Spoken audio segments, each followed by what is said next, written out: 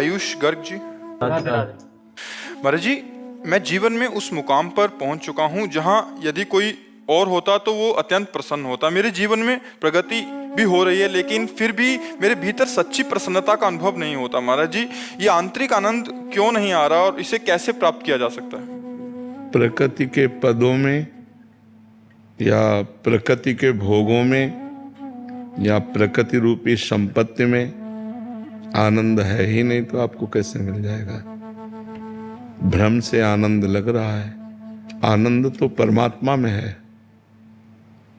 कोई किसी भी पद में हो, अगर उसके हृदय का आज तक कोई अल्ट्रासाउंड एक्सरा नहीं तो किया जाए तो आपको दिखा दें हम कि देखो कितना संतुष्ट है, ये कितना जल रहा है। थोड़ी देर के लिए गर्व होता है कि मैं अमुक पदाधिकारी हूं, पर उससे कोई सुख तो नहीं मिलता ना।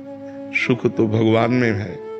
सच्चिदानंद प्रभु का जब हम सुमिरन करते हैं, जब उनसे चित्त जोड़ते हैं तो कुछ ना हो। देखो, जो भगवान के मार्ग में चले तो बड़े बड़े राजा महाराजा अपने राजपाट को छोड़कर भीख मांगकर खाया और एकांत जंगल में सेवन किए। क्यों? अगर उसमें सब सुख था तो ऐसा क्यों? जैसे भरथरी जी महाराज चक्रवर्ती सम्राट थे, भरत जी महाराज चक्रवर्ती सम्राट, सब छोड़कर गंडकी नदी के किनारे भगवान का भजन। तो हम ये नहीं कहते कि सब छोड़ो, लेकिन सब करते हुए राधा राधा तो रट सकते हो ना। मांस मत खाओ, किसी जीव का मांस मत खाओ, मदिरा मत पियो, पराई बहन बेटियों की तरफ गंदी दृष्टि मत करो और नाम जप करो। फिर देखो आपको आनंद मिलता है कि नहीं, कैसा हृदय प्रसन्न होता है। आप अच्छा अच्छा पदार्थ खा लो, एक दिन ये देखो, और एक दिन किसी गली में भूखे बैठे हुए कुत्ते को ही सही, किसी को भी, मनुष्य को, किसी को भी भरपेट भोजन करवा दो, फिर देखो आपको कैसा लगता है। अच्छा अच्छा पदार्थ खाने पर भी आपको वो शांति नहीं मिली जो आप दूसरे को जब पवाया और वो ऐसे किया ना, ऐसे, तो आपके हृदय में जो शीतलता होगी वो होगी भागवती। बिना आध्यात्मिक सुख के मन शांत नहीं हो सकता। हमारा मन एक अव्यक्त प्रेम की तरफ बढ़ता जा रहा है। हम जिस व्यक्ति वस्तु स्थान से प्रेम करते हैं वहां से वो हट जाता है, नहीं हट जाता। थोड़े दिन तो लगेगा, थोड़े दिन, जैसे नया नया कोई भी पुरुष स्त्री मिले, समाज मिले, पद मिले, पैसा, तो एक थोड़े दिन तो लगेगा, फिर इसके बाद वो वहां से अनमना हो जाएगा, फिर वो दूसरा चाहेगा, क्योंकि उसको जो चाहिए वो मिल ही नहीं रहा। उसको चाहिए अखंड आनंद, उसको चाहिए प्रेम, उसको चाहिए शांति, एकदम आनंद। और ये केवल भगवान में मिलता है, ये रुपया पैसा में नहीं मिलता। रुपया पैसा में बड़ी अशांति है। कहीं भी अगर सुख शांति है तो भगवान के नाम और भगवान के चरणों में है। ये रुपया पैसा नाना प्रकार की ये सब मनोरंजन है, लेकिन मन विश्राम वहीं पाएगा जहां अनंत सुख का, और अनंत सुख भगवान में है और अंत वाला सुख यहाँ है। हर सुख का अंत है कि नहीं इसमें? भाई बहुत भूख लगी तो भोजन बढ़िया लगा, लेकिन पाते पाते अंत होगा ना भोजन का, पाते ही थोड़ी रहोगे। थोड़ी देर के बाद फिर वही पदार्थ आपको दिया जाए जो बहुत बढ़िया है, आप कहोगे बस यार। अगर थोड़ी जगह है तो थोड़ा ले लिया और फिर इसके बाद कहोगे बस, गुस्सा आ जाएगी। अगर फिर डाल दे तो वो उठ के चल देगा। मतलब इतनी अरुचि हो जाएगी। हर भोग का अंत है, तो अंत वाले भोगों में जो सुख है वो अंत वाला है, और हमारा मन भगवान का अंश है। ये अनंत सुख चाहता है, असीम सुख चाहता है, प्रेम चाहता है, शांति चाहता है। ये तो सिर्फ भगवान से मिलेगी, संसार में तो है नहीं। क्यों? आज तक बताओ कोई धन प्राप्त करके शांति पाया हो तो हमें बताओ। कुछ न कुछ धन तो सबके पास है, शांति मिली क्या? परिवार एक प्रेम है क्या? कहीं मोह हो सकता है, प्रेम नहीं। कहाँ आनंद है? विचार करके देखो। अब लोग आनंद मनाने के लिए पार्टी करते हैं, पार्टी में शराब पीते हैं और गंदे भाव प्रकट होते हैं उनसे। इनमें आनंद है क्या?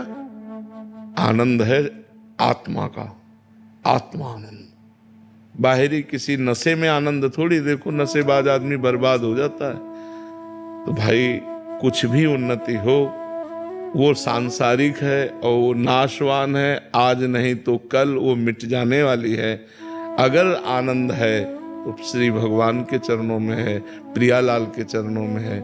इसलिए श्री जी का नाम जप करो और जितना बन सके परोपकार करो, दूसरों का हित करो, इसी में आनंद की प्राप्ति है। कुमार जी, एक तो प्रारब्धानुसार जैसे आपने बोला कि बहुत धन आ गया और एक मुकाम पे भी पहुंच गए, उसको कैसे भोग करें ताकि अखंड प्रसन्नता बनी रहे। और दूसरा है, एक है प्रारब्धानुसार कुछ नहीं है और व्यवहारिक बुद्धि होने के कारण केवल धन में ही सुख मिल रहा है, तो उसको आनंद में कैसे तब्दील करें? देखो, जिसके पास बहुत धन आ जाए उसको परोपकार करना चाहिए, स्वयं भोग की ज्यादा वृत्ति न रखे। अस्पताल जहाँ बीमार लोगों को फ्री दवा दी जाती हो, उन अस्पतालों में अच्छे डॉक्टर, अच्छी औषधि, इनकी व्यवस्था करे। यदि पर्याप्त धन है, गौओं की गौशाला खुलवा दे, उनको भोजन व्यवस्था। बहुत से ऐसे लोग हैं जो अव्यवस्थित हैं, बूढ़े हैं, कुछ कर नहीं सकते, अपंग हैं, ऐसे लोगों की व्यवस्था कर दे। धन का कार्य है दूसरों को सुख पहुंचाना। सो धन धन्य प्रथम गति जाकी। जो इन कार्यों में लगता है वो धन धन्य हो जाता है। साधु महात्माओं की सेवा, भगवान की सेवा, अतिथि सेवा और अनाथों की सेवा, ऐसे जहाँ दिखाई दे वो भगवान सब दे देते हैं, अवसर दे देते हैं सेवा का। और जिनके पास धन नहीं है उनके पास शरीर तो है ना, शरीर से सेवा करें। और भगवान का नाम जप करने से धन की तृष्णा नष्ट हो जाती है। धन हो या ना हो, वो जितने में उसमें राजी होने लगता है। देखो, किसी संत ने कहा है, साईं इतना दीजिए जामे कुटुंब समाए और मैं भी भूखा ना रहूं, साधु न भूखा जाए। कितनी बढ़िया बात है।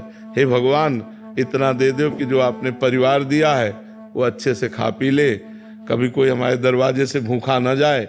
तो कितनी बढ़िया संतोष की बात कह रहा है कि साईं इतना दीजिए जामे कुटुंब समाए, मैं भी भूखा ना रहूं और साधु न भूखा जाए। तो हमें लगता है कि भगवान प्रायः वो अनंत ब्रह्मांडों के जीवों को भी भूखे नहीं रखते। अब हमारा कर्म ही बहुत बिगड़ा हो तो बात अलग है, नहीं पशु पक्षी जलचर भूमि में रहने वाले कितने जीव, सबको भगवान आहार देते हैं, सबका पेट भगवान भरते हैं। तो भगवान के भजन में इतनी सामर्थ्य है कि वो धन की तृष्णा का नाश कर देगी, और दूसरों की सेवा में इतनी सामर्थ्य है कि धन को सार्थक कर देगी। आपके पास जो धन है वो सार्थक हो जाएगा। नहीं तो क्या, जाना तो है ही यहाँ, चाहे जितने करोड़ बैंक में जमा कर लो, जब मरोगे तो चवन्नी थोड़ी जाएगी। और अगर आपने उससे किसी का हित कर दिया है, किसी को एक बार भोजन भी पवा दिया है, वो आपका पुण्य बन गया, वो आपके साथ जाएगा। जो दूसरों की सेवा की जाती है वो हमारे साथ जाएगा, भगवान का नाम साथ जाएगा।